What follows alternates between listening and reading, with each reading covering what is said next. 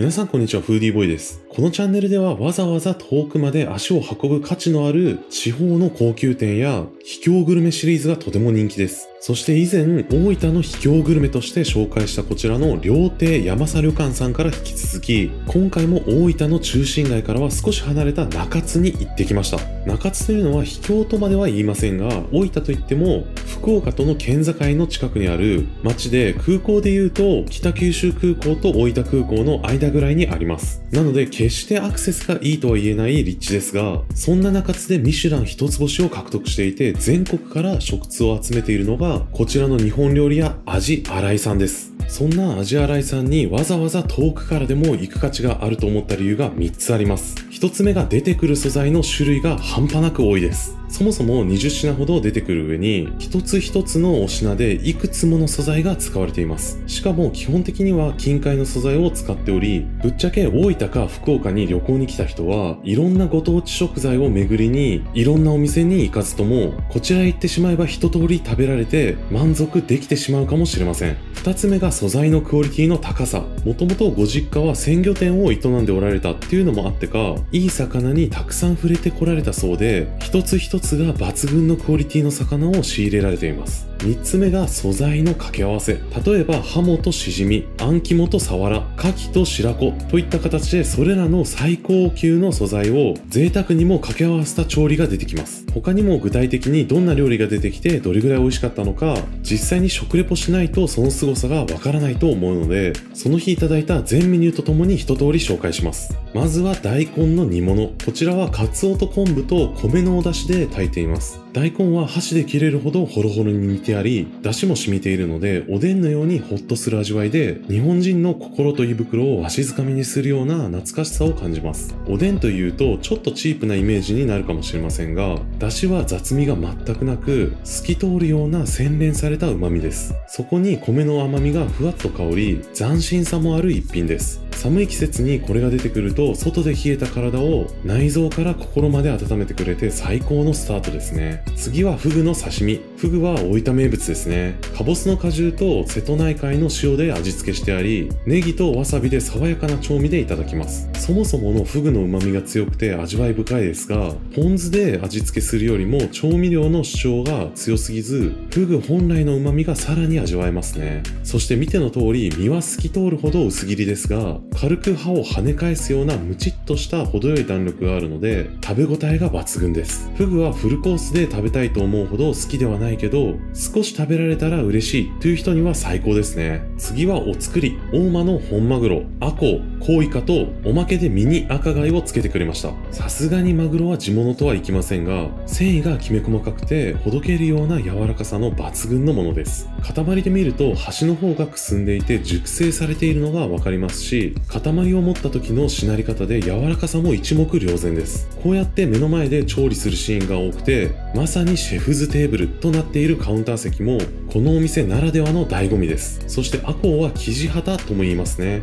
こちらは程よい弾力があって、噛めば噛むほど甘みと旨みが出てきます。寿司とは違って刺身にするならシャリとの一体感を気にする必要もなく、単体でこれぐらいの歯ごたえがある方が食べ応えがあっていいですね。コウイカも表面はねっとりとしつつも芯はコリコリとした歯ごたえがあります。これは甘みが強くて、塩で食べるとさらに甘みが強調されますね。そして次は焼き物。のどぐろの炭火焼きです。こちらは炭の燻香がとても強かったのが印象的でした。おそらく炭火焼きと言いつつも、スモークするぐらい炭の煙をまといながらゆっくり火入れしたのではないかと思います。しっとりとジューシーな身質はふわっとした繊維の柔らかさと油がとろけるような柔らかさの両方があります。そして油の旨味と炭の香ばしさが相まって至福の味わいです。次はハモのお椀。こちらは骨切りしたハモにしじみだしを自分で注ぐスタイルのお椀です。普通はカツオと昆布のだしか、それにハモのだしを加えるぐらいですが、しじみを合わせるのはなかなかないと思います。しじみはクオリティが低いとえぐみがあったりしますが、こちらは貝の甘みがほんのりあるピュアな旨味出しになっています。なのでハモの淡白な味わいに旨味を増強させるかのような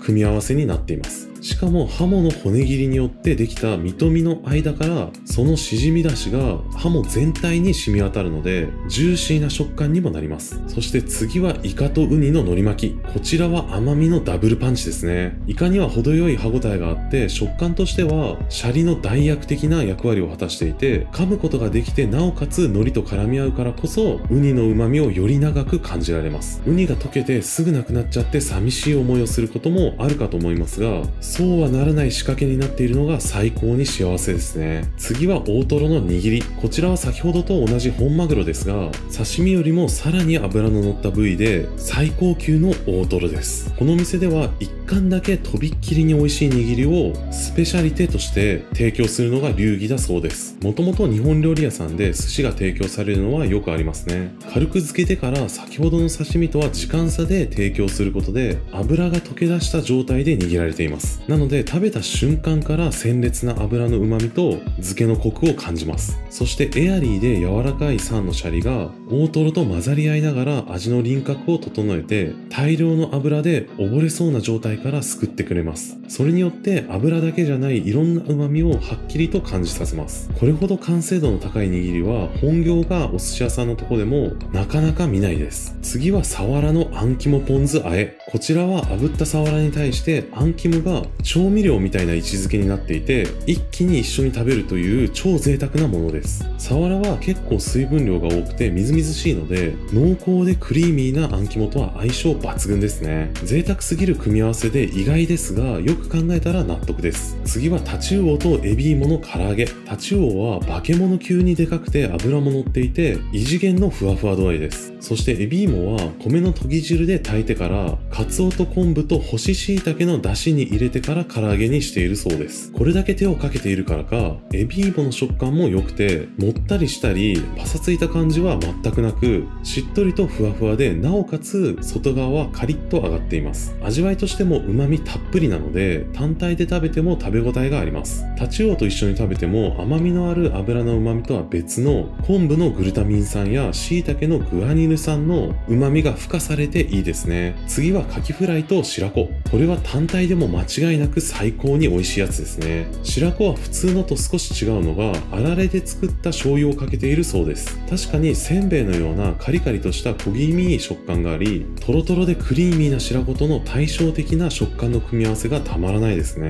そしてこちらの白子もカキフライの調味料的な形で一緒に食べると悪魔的な味わいです。普通ならカキフライをタルタルソースで食べるところそれを白子に変えてソースにしているようで旨味が2段階で爆発する感覚です。次は車エビと渡りガニ。生け締めにした茹でたての車エビと渡りガニがふんだんに入っている甲殻類好きにはたまらない一品です。下にはレンコンのみぞれ蒸し、つまりレンコンをすりおろしてから蒸しているペースト状のようなものがあって卵と海苔の入った生姜ベースのあんで閉じています。あんでまとめられていることで一体感があってカニとエビの甘い香りが閉じ込められて口の中で爆発して最大限に味わえます。そして締めには炊きたての土鍋ご飯と和牛ハラミと半熟卵とイクラが出てきます。最後は日本らしく白米をかき込むスタイルで締めくくるのは日本人的には最高ですね。白米はツヤツヤで粒立ちも香りも良くそれだけで食べても美味しいぐらいです。和牛はレアな火入れでありながらも白米の熱で油が溶け出して最高の口内調味です。イクラの漬け加減も程よい塩味でしょっぱすぎずイクラ本来の旨味をしっかりと感じます。日本人でこの組み合わせが出てきて満足しない人はほぼいないんじゃないでしょうか。最近はインバウンドの海外の観光客が増えてきていますが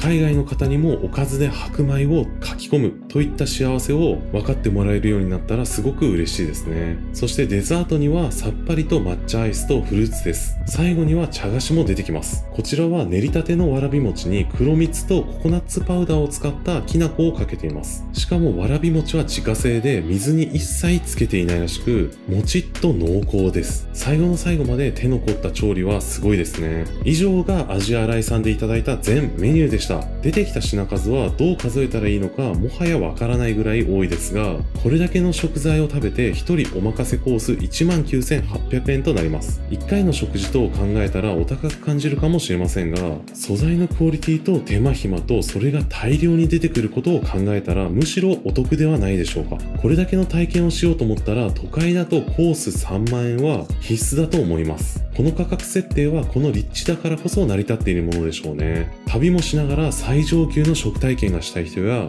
海鮮好きの人はぜひ一度こちらへ行ってみてはいかがでしょうか。美味しそうだな、行ってみたいなと思った人は高評価をお願いします。このチャンネルを応援したいとか今後もこのような動画を見てみたいと思った人はチャンネル登録もお願いします。それではまた。